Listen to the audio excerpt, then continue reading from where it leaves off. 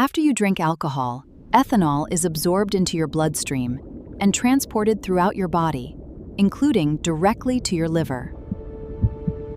Blood-carrying alcohol reaches your liver through the portal vein, bringing ethanol directly to liver cells for processing. Inside liver cells, enzymes begin breaking ethanol down. One important step converts ethanol into acetaldehyde, a more reactive compound. Acetaldehyde doesn't stay there. Liver enzymes process it further, converting it into acetate, which the body handles differently.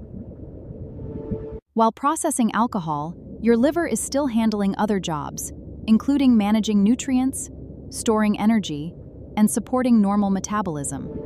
Your liver works around the clock to process substances and support your body. Give it fewer burdens, and it has more room to do its many jobs. Your body is where you every second.